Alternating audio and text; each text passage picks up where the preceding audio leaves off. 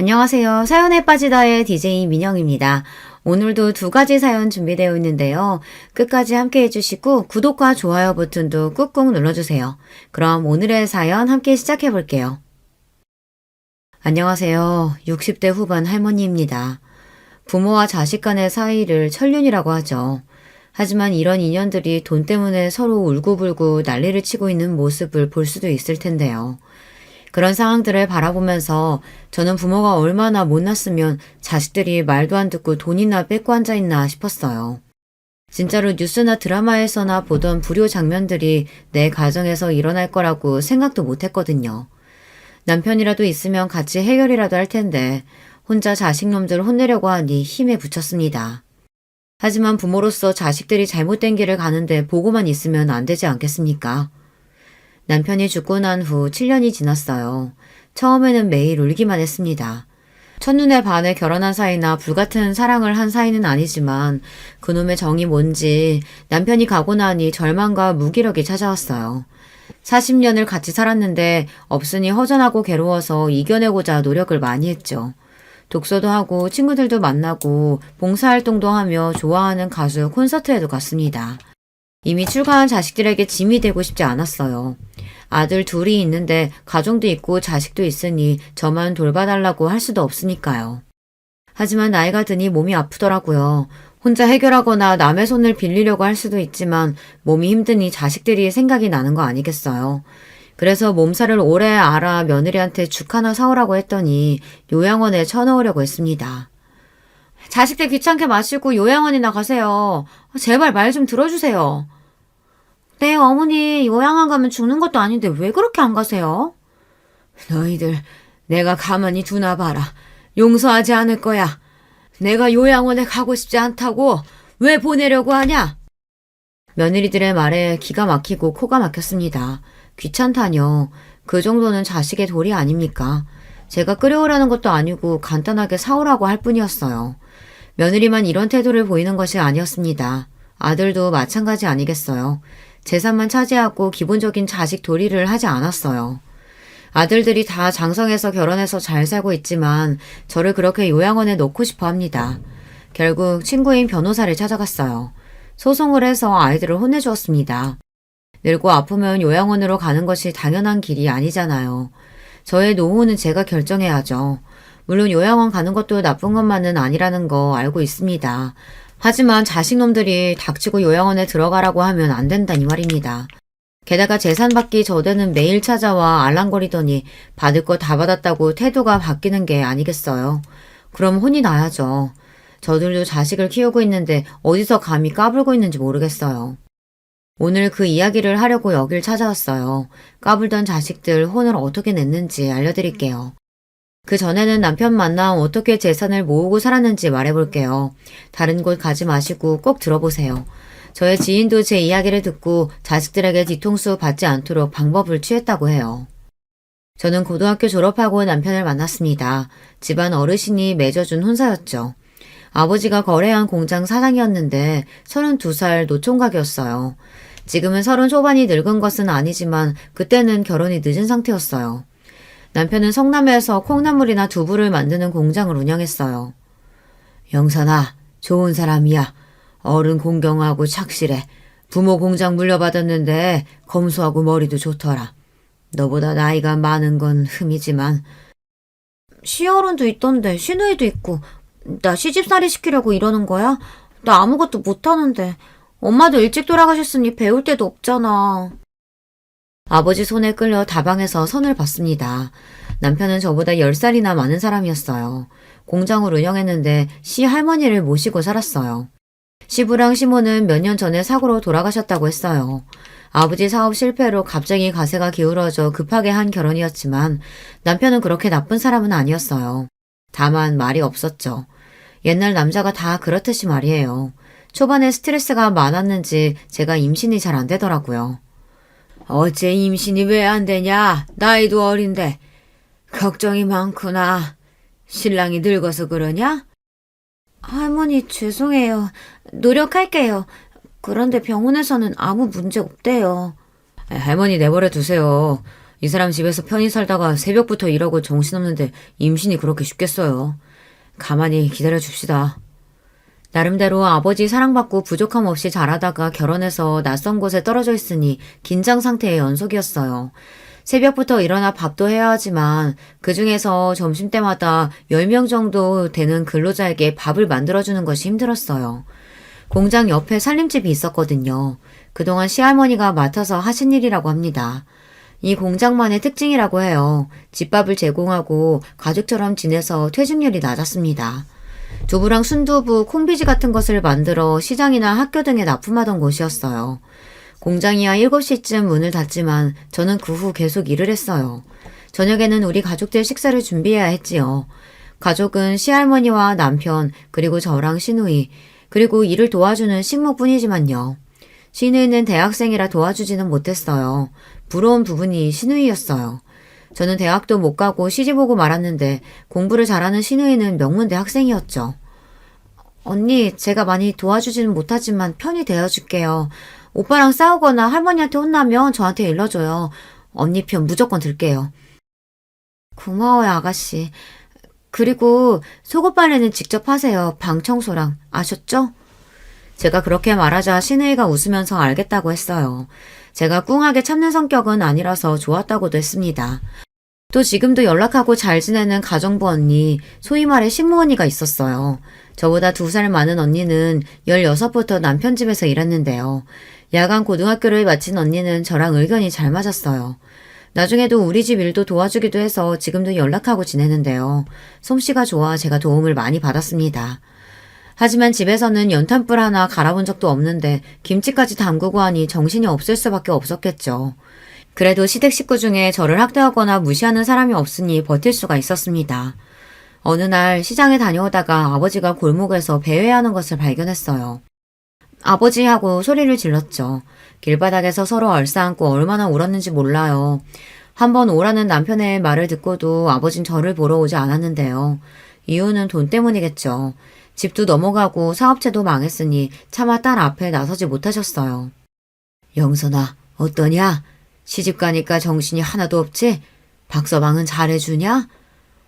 아버지, 너무 힘들어요. 나 왜 여기다 시집 보냈어? 그렇게 힘들어? 어떡해, 우리 딸. 미안하다, 아빠가. 미안해. 내가 망하지만 않았어도 대학 보내줄 수 있는데 어미도 없는 것이 어떡하냐. 집으로 들어가 밥이라도 드시고 가라고 했지만 아버지는 제 손에다 몇만 원을 주며 울먹이셨어요. 친구 보증에 돈이 물리고 지인에게 사기까지 당해 사업에 실패한 아버지는 저를 대학에 못 보낸 걸 속상해하셨습니다. 게다가 시집갈 때 지참금도 제대로 주지 못했기에 아버지는 너무 괴로워했어요. 아버지가 미안해. 그래도 박서방이 좋은 사람이야.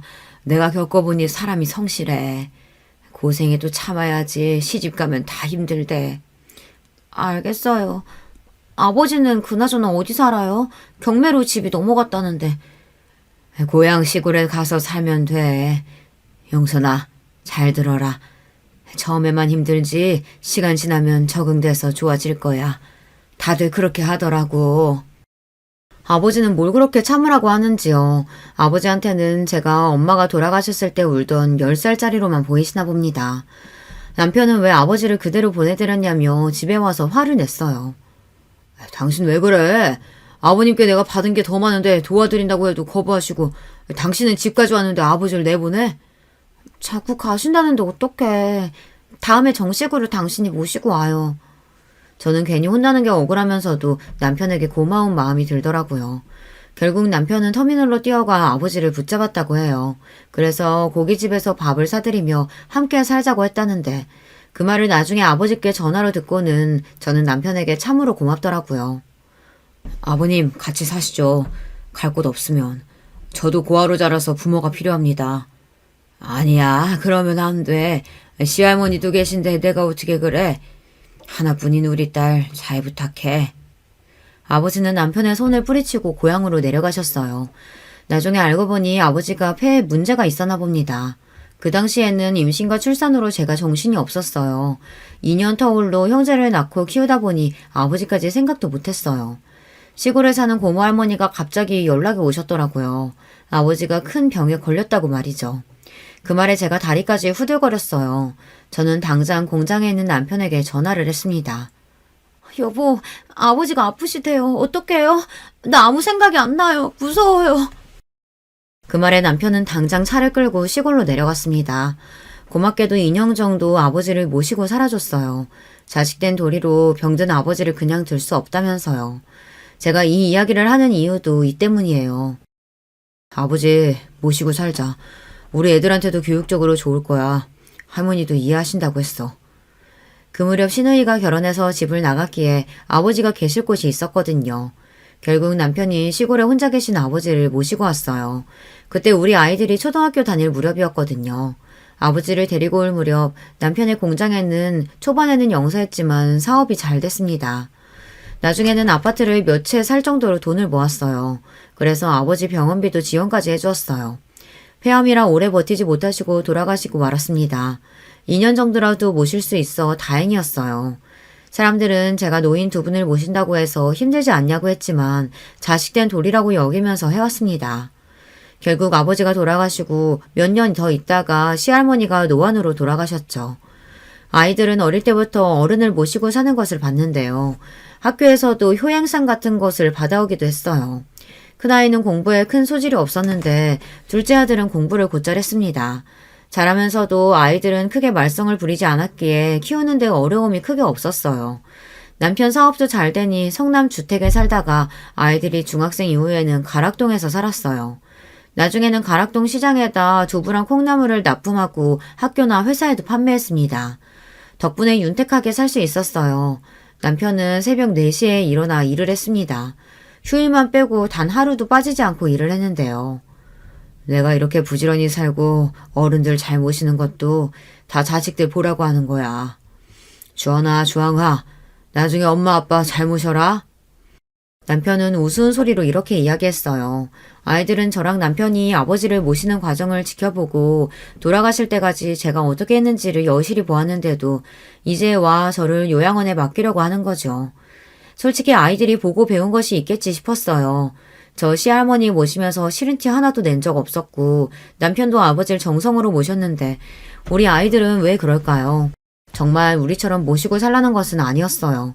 마음이라도 부모를 생각하면 좋겠다는 뜻인데 그것도 힘들었나 봅니다. 남편은 아이들이 대학 갈 무렵에는 공장을 처분하고 건물을 두 채 샀습니다. 결혼한 지 20년, 저도 새벽밥에서 탈출하게 되었어요. 건물을 사고 고세를 지낼 때 시누이가 꽃다발 하나를 가지고 왔습니다. 그동안 수고했다고 했어요. 여보 이제 우리도 편하게 살자. 당신 고생 많았어. 어린 나이에 시집 와서. 언니 그동안 힘들었죠. 솔직히 공장 잘 된 거 언니 덕분이에요. 고마워요. 저는 그 말에 눈물이 왈칵 쏟아났어요. 이제는 고생 없이 즐겁게 살 수 있을 거라고 생각했어요. 운동도 하고 놀러도 가고 맛있는 것도 먹고 즐겁게 살기로 했어요. 그 당시 40 중반이라 젊은 나이라 기대감도 많았습니다. 남편은 대학도 가고 싶으면 가도 좋다고 했어요. 시할머니 잘 모시고 저보다 나이 많은 동생 시집까지 보내줬다고 고마워했어요. 시누이는 변호사랑 결혼해서 잘 살게 되었어요. 같은 대학 커플이라고 했는데 저는 신우가 공부를 많이 한 것이 부럽더라고요. 나중에 알고 보니 신우가 제 친구의 오빠와 결혼했어요. 고등학교 때 자주 만나던 아이였는데 결혼하고는 못 만났거든요. 그때부터 저의 하나뿐인 친구가 되었죠. 변호사가 된 똑똑한 친구였어요. 그래서 신우의 결혼 이후로 친하게 지냈어요. 공부 더 해보고 싶으면 내가 도와줄게. 어때? 해볼래? 아니, 여행 다녀보고 싶어. 머리 비우고 싶으니까. 그래, 여행 가자. 나랑도 가고 네 남편이랑도 가고 신나게 살아. 하지만 이제 무슨 대학이겠어요. 그냥 여행이라도 다녀볼까 했거든요. 왜냐면 그동안 고생을 많이 했어요. 아버지도 환자라 모시기 어려웠지만 특히 시할머니도 고생했어요. 치매가 오셔서 기저귀를 차야 했거든요. 하지만 싫은 얼굴 하나 안 했어요. 왜냐고요? 자식된 돌이니까요.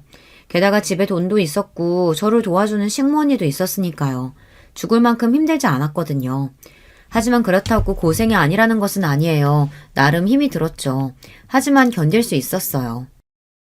모르겠고 나 이제 재밌게 살아볼래요.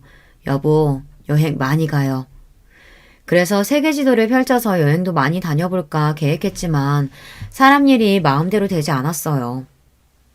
루게릭병이요? 그게 뭐예요? 아니, 우리 남편이 왜 그런 병에 생겨요?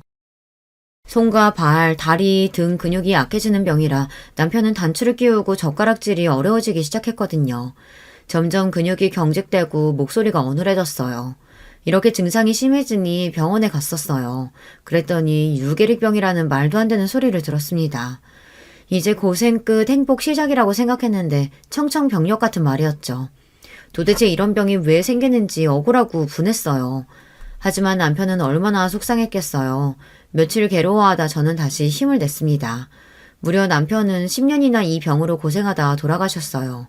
매번 미안하다고 울먹이던 남편을 저는 어르고 달랬습니다. 여보, 힘내요. 저는 괜찮으니까 너무 울지 마세요. 말이 10년이지 얼마나 힘들었겠어요. 간호하는 저도 병을 앓는 남편도요. 나중에는 시누이의 말대로 요양원에 1년 있었는데요. 남편이 너무 힘들어해서 집으로 다시 데리고 왔습니다. 그래도 저는 괜찮은 거죠. 그 와중에 금전적으로 어려웠다면 견디기 힘들었을 거예요.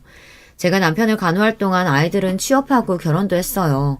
다행히 아이들이 다 큰 다음에 병에 걸렸기에 아이들은 제 앞가림을 다 했네요. 결혼도 빨리 한다고 제 짝을 찾아오니 남편은 다들 30평대 아파트까지 사줬고요. 그리고 루게릭병이 심하지 않을 때 모든 재산을 제 앞으로 해주었거든요. 그놈들 다 줄 필요 없어. 당신은 나 없어도 잘 지내야 해. 다음 세상에는 나 같은 놈 만나지 말아야겠다.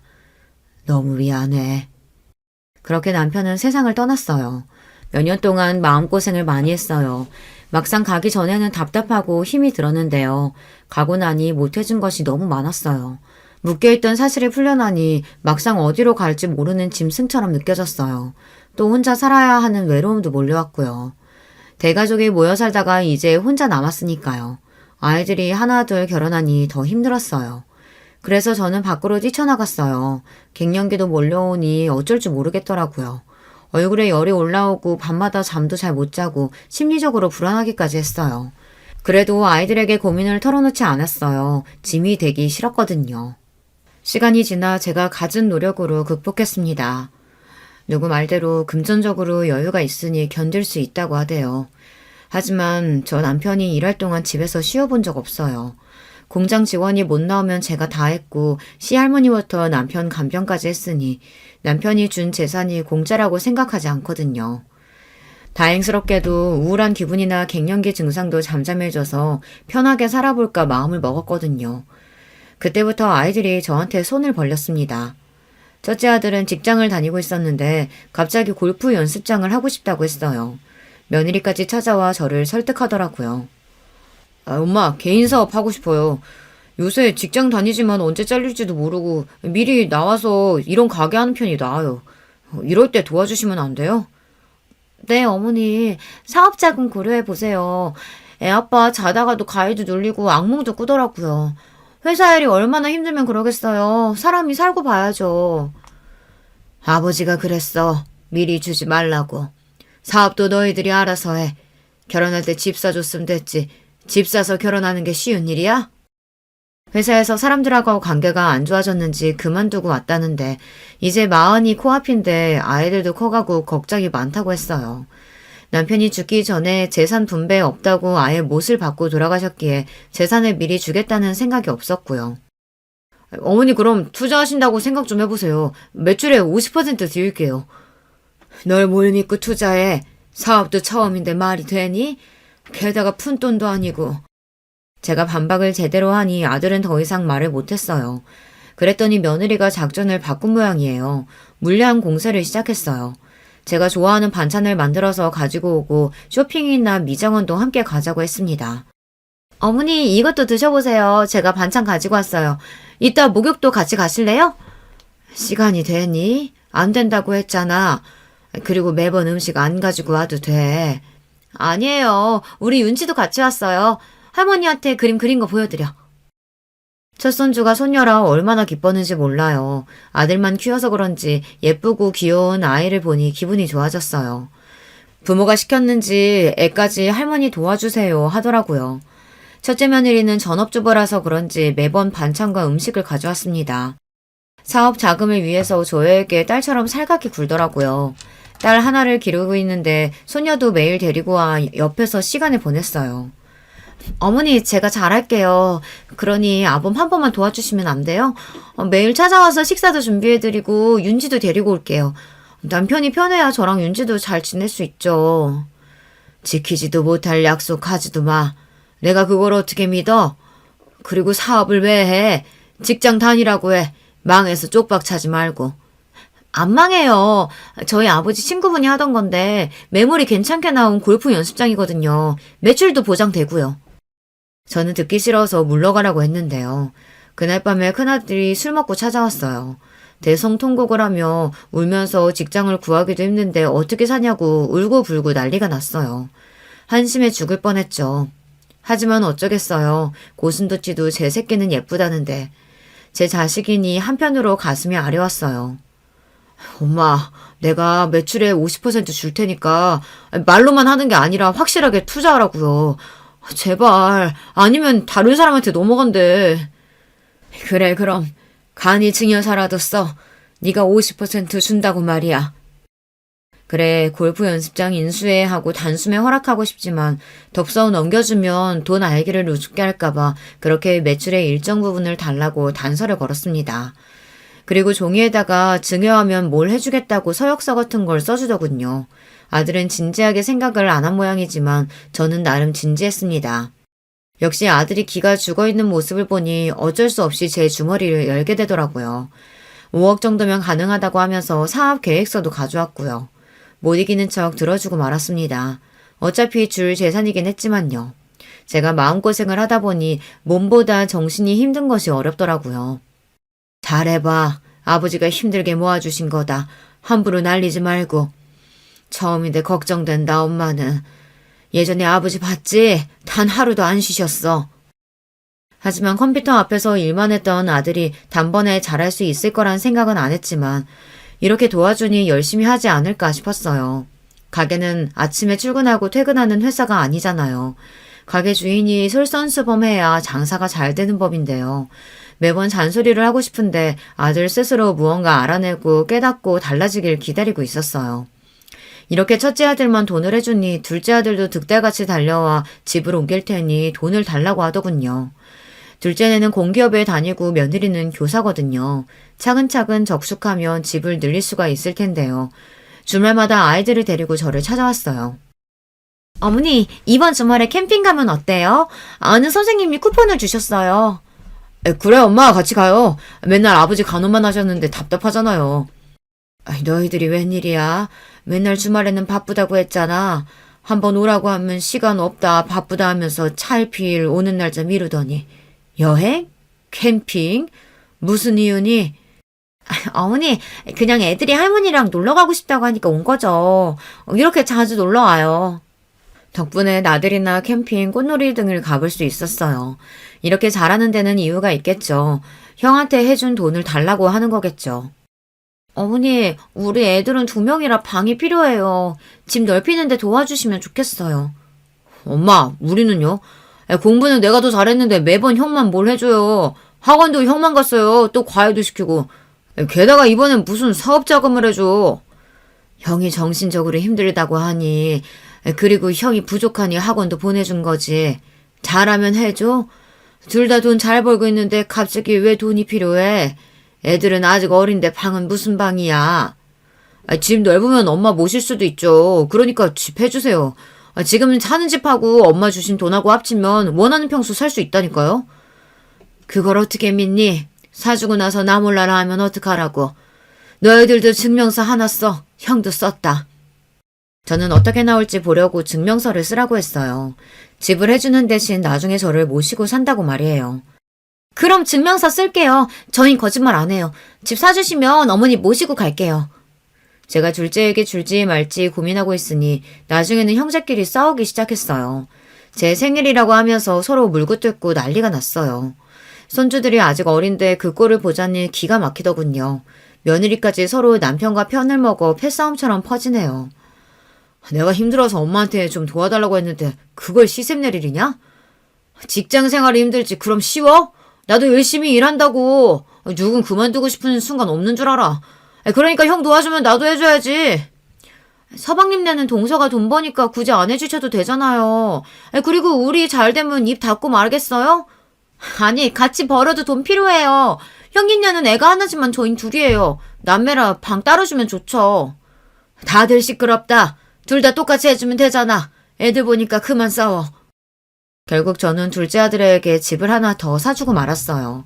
만날 때마다 저러고 싸울 텐데 그걸 지켜보는 것도 힘들었어요. 우리 집은 장난만 챙기는 분위기는 아니었는데 첫째 아들은 잔병치레가 많았고 공부도 둘째 아들보다 못했어요. 그러다 보니 큰아이한테 관심이 더 가기 마련이었습니다. 집 사주면 너희들 나중에 나 모신다고 했지? 증명서 써오너라. 당장!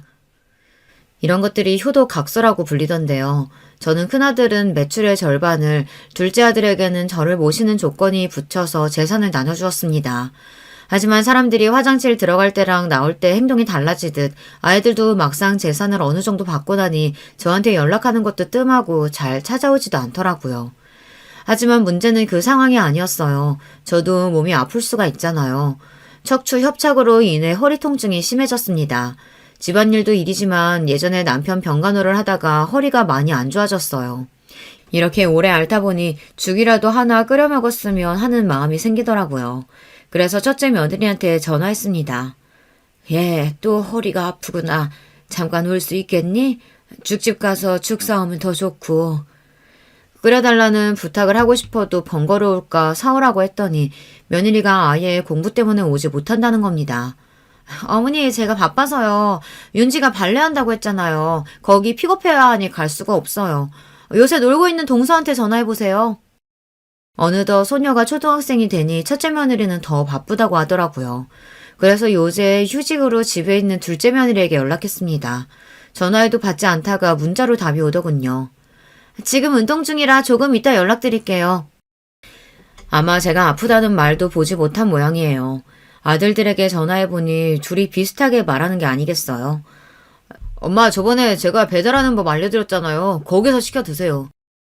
돈 있으신데 사람 쓰세요. 사람. 왜 맨날 바쁜 사람 불러요? 그리고 시켜 드세요. 누가 시켜 먹는 거 몰라서 연락했을까요? 사람이 아프다는데 단 한 명도 그것에 관해 묻는 애들이 없었습니다. 그뿐이 아니에요. 손자, 손녀들도 보고 싶어도 데려오지를 않았어요. 바쁘게 학원 가야 한다면서 말이죠. 재산을 주기 전에는 간이며 쓸개까지 빼줄 태세였지만 이제는 저한테 관심이 없어진 느낌이었어요. 결국 저는 아픈 몸을 이끌고 죽을 끓이려고 일어났습니다. 아버지에게, 시할머니에게, 남편에게 열심히 끓인 죽인데 결국 저는 내 손으로 해먹어야 한다는 생각에 서러움이 올라왔어요. 죽은 계속 저어줘야 하는데 허리가 아프니 죽을 올려놓고 거실에 잠깐 앉아 있었죠. 잠이 들었는지 냄비가 홀랑 타버렸어요. 새까만 냄비에 매캐한 연기까지 정말 아찔하더군요. 큰 불로 번지지는 않았지만 부엌을 홀랑 태우고 말았습니다. 세상에 불이 앞을 어쩌면 좋아. 자식도 있고 돈 있으면 뭐해. 내가 원할 때 도와주는 놈들 하나도 없고. 다행히 불은 금세 진압했지만 집안이 엉망이 되고 말았죠. 제 마음도 어찌나 화가 나던지요. 자식들이 무슨 나를 돈지갑으로 알고 있으니 속이 상했습니다. 그래서 당장 아이들은 소환했습니다. 너희들 잘 들어. 혼자 못 살겠구나. 둘째 너희가 나 모신다고 했지? 그 집으로 들어가자. 그리고 첫째 너 매출 50% 당장 가져와. 그 돈으로 나 돌봐줄 사람 써야겠다. 그렇게 말했더니 다들 얼굴이 하얗게 질렸습니다. 첫째 아들은 골프 연습장 매출을 가져오겠다고 했지만 초반에 장사가 안 된다고 울상을 지었거든요. 매출의 절반을 주지 못하겠다고 엄살을 부렸어요. 둘째 아들은 큰 집을 사줘도 같이 살기는커녕 집에 초대한 적도 없어요. 골프 연습장 해주면 매출 절반 준다며. 집 사주면 나랑 같이 산다며.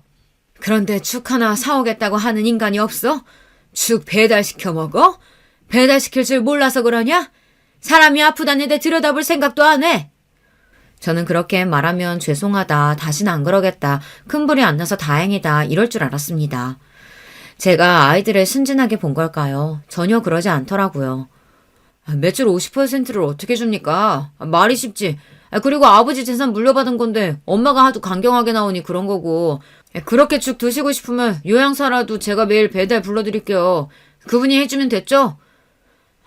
큰 집에 오셔도 사람 없어요. 제가 회사 가고 애들은 학교 가고 집사람은 요즘 공부 새로 시작해서 바빠요. 그렇게 죽이 드시고 싶으시면 요새 실버타운 좋은 데 많다는데 가실래요? 요양사 실버타운이란 단어가 나오자 며느리들이 반색하며 좋아하더라고요. 네, 어머니, 실버타운도 좋아요. 제가 아는 지인 부모님도 가셨는데요. 거기 가면 의사부터 영양사까지 다 있고 중간에 취미활동도 할 수 있고요. 알아봐 드릴까요? 네, 이제 아이들도 공부하느라 바쁘면 저도 덩달아 바빠져요. 요새 입시는 초등학교 때부터 준비해야 돼요. 좋은 요양원도 많으니까 가보실래요? 이러는 게 아니겠어요. 물론 제가 요양원이나 실버타운이 싫다는 것이 아닙니다. 상황이 생기면 가야죠. 그런데 자식놈들 하는 짓을 보세요. 돈 달라고 할 때는 언제고 약속 하나 안 지키면서 이제 요양원이라뇨. 이런 꼴 볼까봐 남편이 돈 미리 주지 말라고 했거늘 분통이 터졌습니다. 얘들이 뭐라고 하는 거야? 내가 바본 줄 아니? 골프 연습장 가보니 이 동네에서 가장 인기 있는 연습장이라고 하던데 주말에 손님이 제일 많고 그리고 둘째네도 그렇지. 경비원한테 물어보니 외할머니 외할아버지는 자주 온다고 하던데 얼마나 자주 가면 경비원이 알아? 돈은 나한테 뜯어가고 나한테 죽 하나 끓여줄 인간이 없어? 그게 엄마 돈이야? 아버지 재산이잖아요. 어차피 우리 물려줄 돈이라니까. 그러니까 내 말이 우리 몫을 주는 걸 왜 그렇게 공치사해요. 죽 사서 만들 돈 없으신 것도 아니잖아요. 왜 그렇게 죽 타령을 하세요? 편안하게 앉아서 아버지 재산 그대로 받아놓고서는. 뭐? 편안? 나 시집와서 아버지 돌아가실 때까지 편안하게 있어 본 적 없어, 이놈들아. 그 공장도 내가 다 뒤에서 지어놓으니까 돌아간 거지. 아버지 재산 아니야. 내 재산이기도 해. 너희들 진짜 1억이니? 이렇게 막 해도 돼? 내가 그렇게 키웠니? 억장이 무너진다는 것이 이런 상황에서 나온 말인가 봅니다. 기가 막혀서 말도 안 나오더라고요. 내가 가만히 앉아 밥이나 받아 먹었으면 억울하지도 않았겠죠. 새벽에 제일 먼저 일어난 사람도 저였고 마지막 잠든 사람도 저입니다. 아마 같이 산 식모 언니가 알겠죠. 일하는 사람 시킬 수도 있지만 아내로서 엄마로서 며느리로서 해야 할 일이라고 생각했어요. 그런데 다른 건 몰라도 자식놈들이 이렇게 말하면 안 되는 거잖아요. 싸움이 길어지니 하나둘 핸드폰만 만지작거렸어요. 당장 꺼져! 너희들 내 눈앞에서 사라져라! 꼴도 보기 싫구나! 제가 소리를 지르니 하나둘 자리에서 일어나더라고요. 자식놈들 키워봤자 소용없다고 하던데 이래서 그런가 싶었습니다. 그렇다고 제가 울고 괴로워하기도 싫더라고요. 기분만 더 서러워질 뿐이니까요.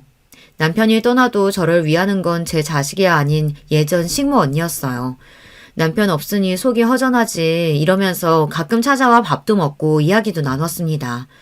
아들이라도 그렇지 엄마가 어떤 마음으로 사는지 살펴보는 것이 자식의 도리 아닌가요? 저도 아버지 마음을 다 헤아리진 못해도 매일 사무치게 그립던데 우리 자식들은 제가 그런 존재가 아닌가 봅니다. 이때 식모언니가 말한 이야기가 떠올랐습니다. 이른을 넘긴 언니의 음성이 왜 이 순간에 떠올랐을까요? 자식도 다 소용없어. 남편도 그렇고. 나 속 뒤집어지는 거 아는 건 나뿐이더라. 그러니 밥 잘 먹고 단단하게 마음 먹고 살아. 돈은 꼭 쥐고 말이야. 자식 진짜 소용없어. 언니의 말이 이 순간 제 가슴을 치고 갔습니다. 어리석게도 저는 자식들이 이렇게까지 형편없을 줄 몰랐어요. 누가 누굴 탓하겠어요. 이렇게 만든 것이 부모인 제 탓이라는 생각이 들었습니다.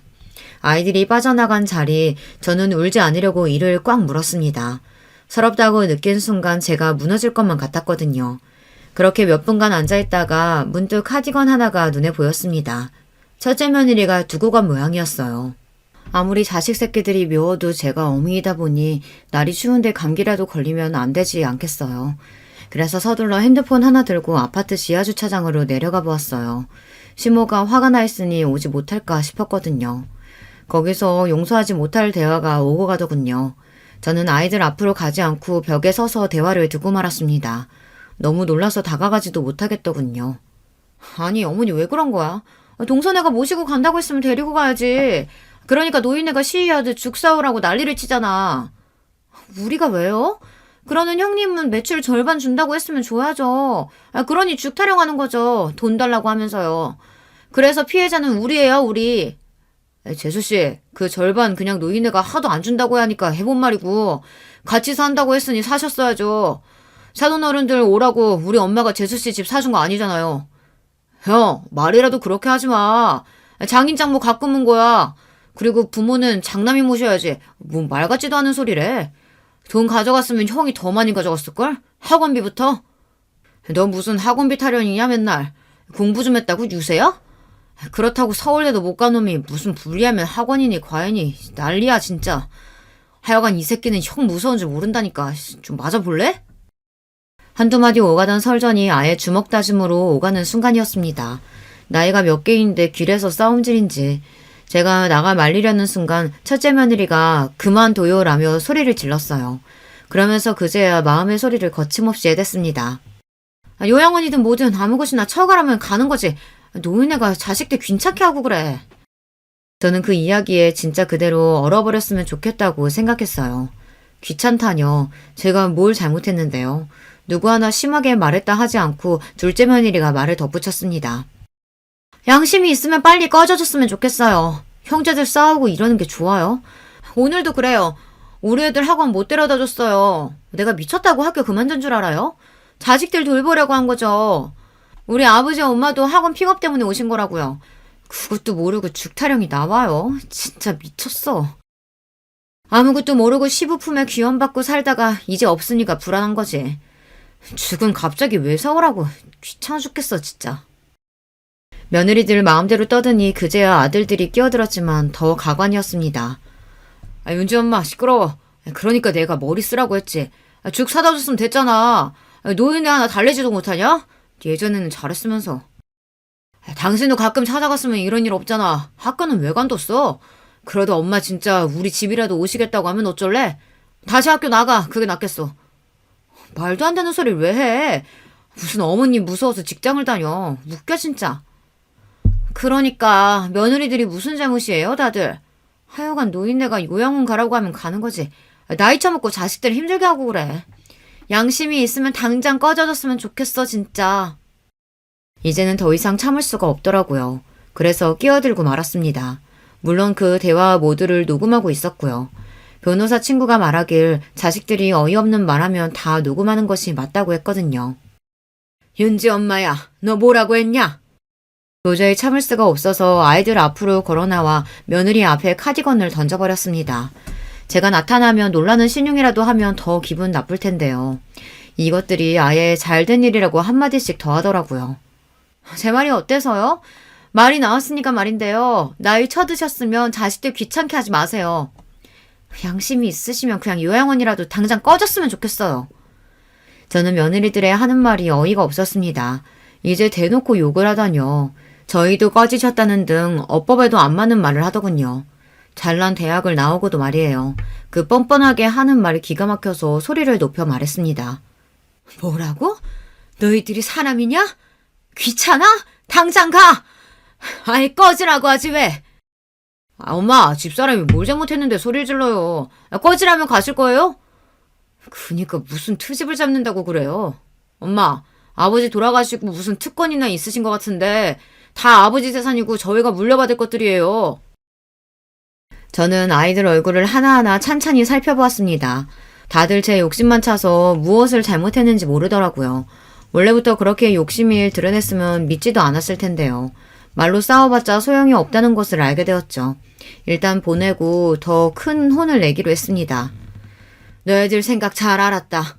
그 대신 난 다시 물려줄 생각 없어. 다시 돌려받을 테니 알아서 하렴. 이제는 화를 내는 것도 아깝다는 생각이 들었습니다. 소리를 지르고 야단을 쳐도 자식들은 전혀 바뀌지 않는다는 것을 알았어요. 그때 남편의 목소리가 떠올랐습니다. 유계릭병이 많이 진행되기 전의 일이었죠. 애들이 돈 받고도 당신 무시하면 다 돌려받아. 그래도 돼. 자식들 어떻게 나올지 몰라. 지금은 말 잘 들어도 머리 크고 돈마다 알면 그렇게 될 거야. 다시 돌려받아라. 그게 가능한지 저는 친구에게 전화했습니다. 지금은 변호사를 하지 않지만 아직 현직에 있는 후배를 알고 있을 테니까요. 친구와 그 후배의 변호사 사무실을 찾아갔습니다. 저는 변호사에게 녹음 파일이나 효도 각서 같은 증여할 때 자식들의 다짐이 담긴 종이도 내밀었어요. 여사님이 아주 똑똑하시네요. 무조건 말로만 다짐을 받아두는데 이렇게 녹음이나 증거도 있고요. 물론 법적으로 이게 증거가 될 순 없지만 참고는 될 수 있어요. 사업자금으로 재산 먼저 주면 매출 절반 준다고 했고 50평대 집 사주면 저를 모신다고 했어요. 이건 공증까지 제가 다 해놓은 상태라 다 가능하겠죠? 네, 이게 요새 많이들 하시는 불효소송인데요. 대부분 돌려받기 어려워요. 아예 부모에게 사기를 치는 등의 범죄를 저지르는 등 그런 문제가 아니면 10에서 15% 정도만 소송에서 이길 수 있어요. 재산을 주면 부모를 보양하겠다고 한 걸 증명하기가 어려우니까요. 하지만 여사님처럼 이렇게 증빙 증명서 같은 서류를 만들면 이야기가 달라지죠. 어떻게 이렇게 하실 생각을 하셨어요? 제 아버지가 돈 빌려주고 많이 떼이셨거든요. 그거 보고 뭐든 증명할 거리를 만들어야겠구나 싶어서 그랬어요. 그리고 제 옆에 있는 친구가 조언도 했고요. 당장 소송 준비하고 싶어요. 이것들 혼을 내야지 안 되겠어요. 저는 그날로 법원에서 소장을 청구하기로 했어요. 자식들에게 재산을 준 이후 소유권이 자식에게 넘어간 이후에는 불효 소송이라도 다 돌려받기 어렵다고 했어요. 그러니 돈을 주기 전에 자식들이 나를 부양해야 한다는 조건으로 계약을 받는 것이 좋다고 했어요. 저는 그런 조건은 아니지만 재산을 증여하면 매출이나 같이 산다는 조건을 내건 계약서 같은 것이 있으니 한번 해볼 수 있지 않겠냐고 했습니다. 하지만 이런 소송은 물적 증거가 있어야겠죠. 저야 길바닥에 진짜 버려지진 않았지만 변호사 말대로라면 유기를 당하거나 물리적 폭력에 의해 경찰이 오고 갈 상황도 있다고 하는데 머리가 어지러지랬습니다. 이런 사실을 시누이가 알고는 당장 자식들을 만나러 갔나 봅니다. 골프 연습장 앞에서 엄마한테 불효하는 놈이라고 소리를 지르고 둘째 아들 공기업까지 당당하게 찾아간 모양이에요. 주원이 주황이 왜 그런 거야? 여자 잘못 만나 그런 거야? 아니면 갑자기 싹수가 없어졌어요? 오빠랑 언니가 그렇게 안 키웠는데 내가 맨날 가서 시위한다고 했어. 불효소송 한 번 해야 이것들이 정신이 들지. 맞죠, 아가씨? 당연하죠. 자식놈들 한 번 혼나야 정신 차리지. 내가 며느리들한테 다 전화했어. 네 새끼들 얼마나 잘 되나 보자고. 그랬더니 아무 말도 안 하더니만 가만히 안 둘 거야. 재산 다 못 돌려받아도 소송이라도 하고 소장이 날아가야 정신 차리지. 언니는 소송을 해. 나는 동네 돌아다니면서 벽보라도 붙일 거야. 불효 자식들이라고. 언니처럼 시부모님한테 잘하고 남편하고 자식들 살뜰히 돌본 사람이 있냐고. 미친 것들이 죽 한 번 사오라는 것도 어려워? 그러는 아가씨는 나한테 해줬어? 오빠 아파트 내가 다 돌봤지. 미안해요. 그때 나도 애들 건사하느라. 오늘 내가 전복죽 끓여왔어. 언니 이제 죽은 나한테 말해요. 알았죠? 제가 재산을 다 돌려받겠다며 비싼 수임료를 내고 변호사를 고용했다는 말을 자식들이 들었는지 그제야 달려왔습니다만 저는 집을 옮겼어요. 작은 아파트지만 주변이 죽집부터 병원까지 잘 갖춘 곳에 입주했어요. 시누이랑 친구네 집과 같은 동네라 만나기도 편하고요. 엄마 어디에요? 제가 잘못했어요. 돈 드릴게요. 그러니까 이딴 거 하지 말죠. 동네 창피는 물론이고 연습장 평판도 나빠서 손님들 끊겼어요. 고모 때문에 회사 사람들이 나 불효자 취급하는데 미치겠어. 도대체 불효소송은 뭔데요? 내가 집 주면 모신다고 서류를 쓴 적이 있어요? 어머니 죄송해요.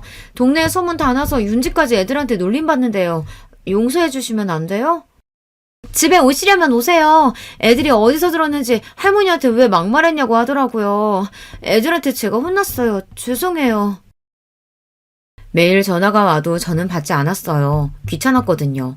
제가 진짜 몸이 아파 한 걸음도 내딛지 못한 처지였다면 자식들은 저를 발랑 안고 요양원에 맡겼겠죠. 짐짝 던지든 말이에요. 요양원은 모시는 것이 문제가 아니에요. 그 태도가 문제죠. 게다가 재산은 재산대로 다 가져가고 정작 부양할 때 외면하면 안 되니까요. 지금도 불효소송은 진행되고 있어요. 끝까지 괴롭게 만들어서 다신 그러지 못하게 만들 겁니다. 여러분들도 재산을 줘야 할 때 변호사랑 상담해서 증여 증거나 각서를 남겨두세요. 그리고 자식들이 막말하면 화를 내는 대신 핸드폰 녹음기를 열고요. 그게 살 길이니까요. 이렇게 사연을 이야기할 때도 며느리나 자식들이 손주들 앞세우고 찾아와 소송을 취하하라고 야단이네요. 죽어도 취하 안 해주려고 합니다. 이번에 해외여행을 시누이와 친구 그리고 시모 언니까지 초대해 가려고요. 한 달 동안 여러 나라를 돌아다니며 돈이나 쓰고 오려고 합니다. 한 푼이라도 모아서 손주들 주려고 했는데 그것도 소용없는 짓이니까요. 남은 재산 자식들 안 주려고 다 쓰고 죽을 건데요. 저의 기가 막힌 이야기는 여기서 끝났습니다. 당장 재산 다 뺏고 알거지로 자식들 길바닥에 내쫓아야 속이 시원하겠지만 법이란 것이 그렇지 않잖아요. 한번 증여된 것을 되찾으려면 어렵다고 해요. 그러니 주기 전에 조심해야 하지만 자식놈들 당장 달라고 하는데 안 주기 쉽지 않잖아요. 그럴 때는 법적인 도움을 먼저 알아보는 것이 중요해요. 지금까지 제 이야기 들어주셔서 감사합니다. 안녕하세요. 저를 소개드릴 것 같으면 사연을 보는 재미에 빠져서 유튜브에 쉴 새 없이 들락날락하는 나이 먹은 여자예요. 그야말로 제 얼굴에 침뱉기라서 어디에 속 시원히 이런 이야기를 해본 적이 없었던 것 같아요.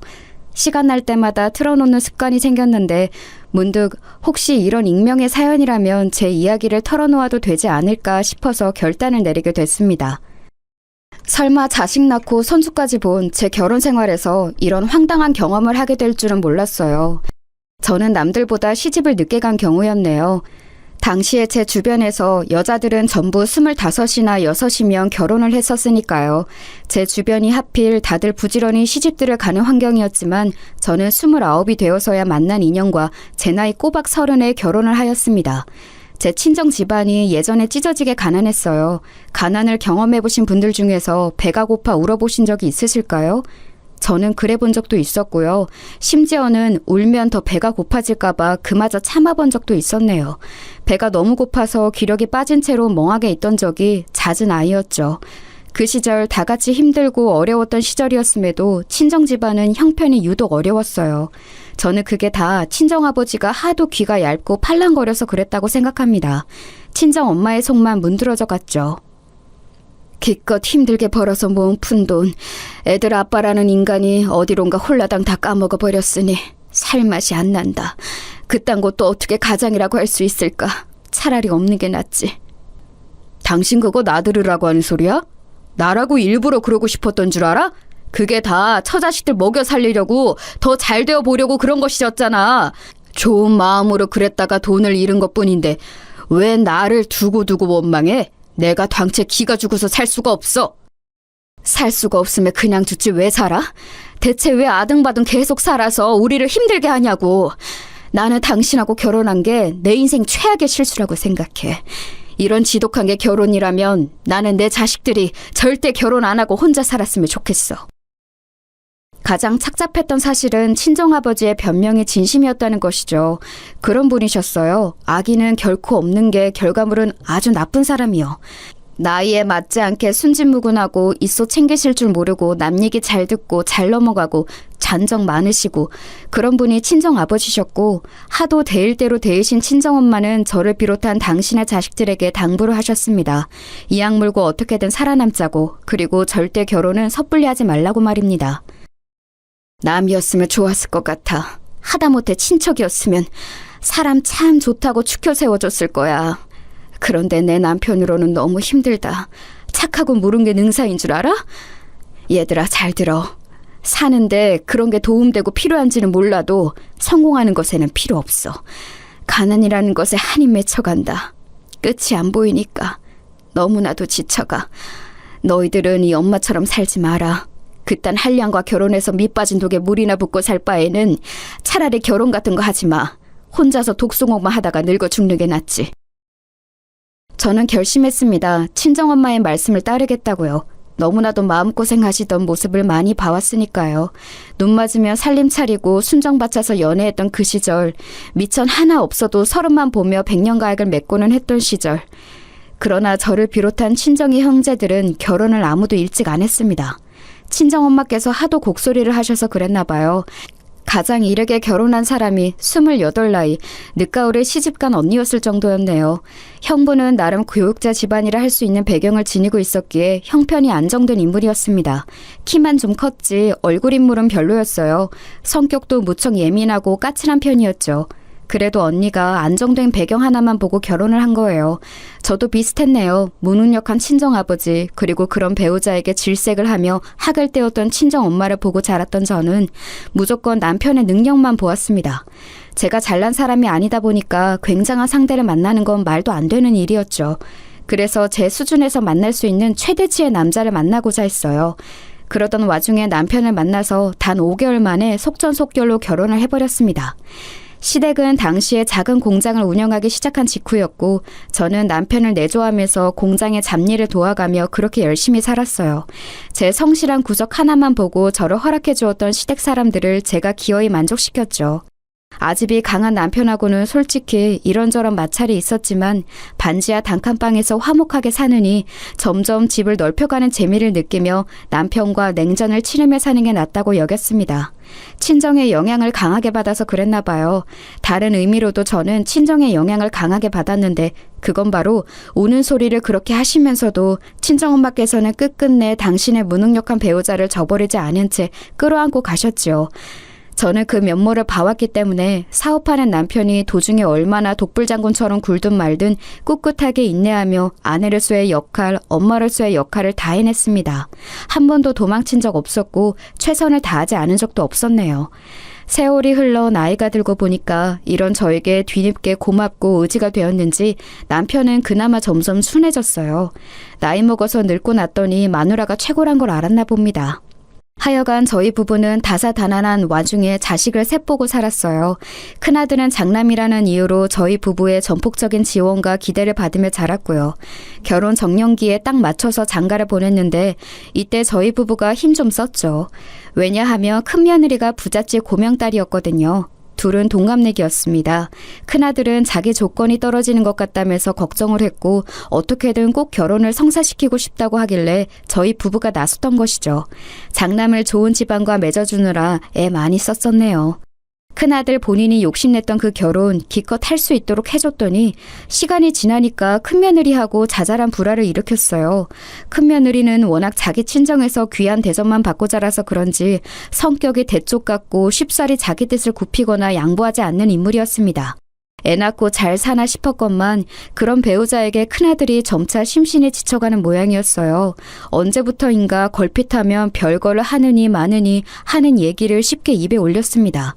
저는 얼른 그런 큰아들을 나무랐었죠. 애 생각해서라도 우선 참아야지. 나라고 해서 내 큰며느리가 콧대 높고 성질 드센 것 어디 모르겠니? 다 알아. 네가 언제까지고 참고 살 성미도 안 된다는 건 역시 다 알고 있었어. 그래도 이 결혼 네가 하겠다고 당시에 하도 우겨대서 졸라댔던 것을 잊으면 안 되지. 책임감을 가지고 살아. 제가 남편을 꾹 참고 잘 살아온 것을 큰아들도 뻔히 알고 있었기에 제 앞에서 반백할 엄두가 안 났을 것입니다. 그런데 몇 번 나무라고 잘 달래보았건만 큰아들은 속에 든 불을 꺼트리질 못했어요. 결혼 생활에 대한 불만을 자꾸만 툴툴대며 늘어놓았죠. 어느 주말에 저희 식구들끼리 다 모여 있었고 큰며느리는 없는 자리였는데 저희 딸이 자기 큰오빠한테 기어이 한 소리 날리더라고요. 아, 큰오빠! 남자가 왜 그렇게 구시렁구시렁 말이 많아? 그런 투정 듣는 것도 한두 번이지 맨날 들으려니까 짜증나 죽겠어. 큰 새언니한테 이혼하자고 선언할 자신은 없고 자기 가족들한테 우는 소리 할 마음은 들어? 물에 빠지면 아주 입만 동동 뜨겠어. 자기 할 말 다 하고 사는 집사람 만나서 늘 짜증났었는데 이제는 내 여동생까지 이러네. 집안 여자들이 다들 어쩌다 이렇게 됐는지 모르겠다. 야, 너는 제발 네 작은 새언니 좀 보고 배워라. 모름지기 여자란 저래야 하는 거야. 큰아들이 말해 자연스레 모두의 시선이 한 사람에게로 향했죠. 바로 제 작은 며느리에게 말입니다. 큰아들이 결혼생활 지친다고 우는 소리를 하도 하느라 집안 분위기가 뒤숭숭한 지 몇 달째였는데 그 와중에도 작은 며느리는 늘 조용했습니다. 차분했으며 고요했죠. 큰아들 입에서 자기가 거론되자 작은 며느리가 조용한 목소리를 냈어요. 저는 아주버님을 다들